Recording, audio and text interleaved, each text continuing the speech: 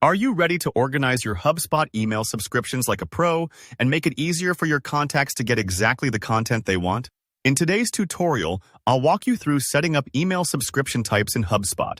By the end, you'll know how to create customized subscription options, helping your contacts control what they get in their inbox, while making your marketing more effective and compliant with privacy standards. Let's dive in and set this up together. First up, let's head into the settings.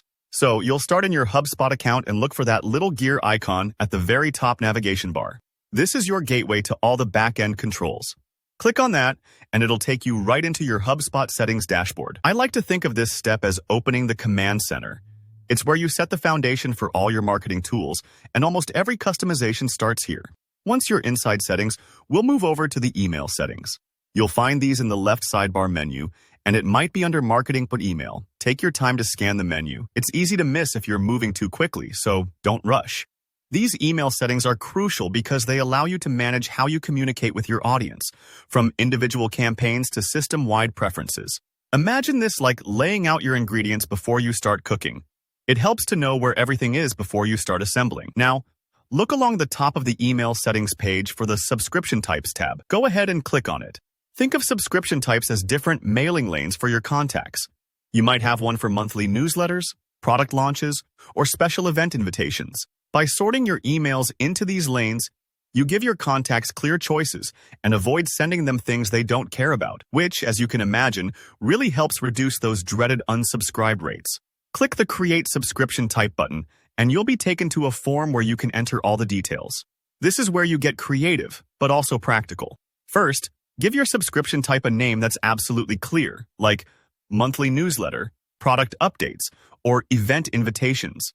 Clarity matters here because this is what your contacts will see on their preferences page. If someone's deciding whether to subscribe or not, a confusing name can mean the difference between a new subscriber and a missed opportunity. Next, write a brief description. This will explain exactly what kind of emails your contacts will receive if they sign up for this type.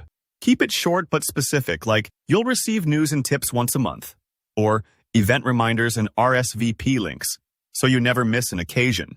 Think of this like the blurb on the back of a book. It helps your subscribers know if it's the right fit for them. Now, if you're operating in regions that care about data privacy, think GDPR in Europe, HubSpot gives you a fantastic option to set up privacy details. You can specify the purpose of the subscription from a drop-down menu, say marketing, and choose the method of communication like email. This isn't just ticking boxes, it's about transparency, giving your contacts confidence about how you'll use their information. You can even preview how these details will look on the public preferences page, which I recommend so you can see it from your contact's perspective. Once everything looks good, go ahead and click Save. It might take a moment for the changes to register, but don't worry if you don't see instant confirmation. HubSpot will make sure your new subscription type is set up and ready to accept subscribers. And there you have it. You've just improved your communication strategy and made your email list more user-friendly and compliant. If this tutorial helped, be sure to give it a thumbs up. Leave a comment below if you have any questions. I check them regularly. And don't forget to subscribe for more practical HubSpot tips. Thanks for watching and happy emailing.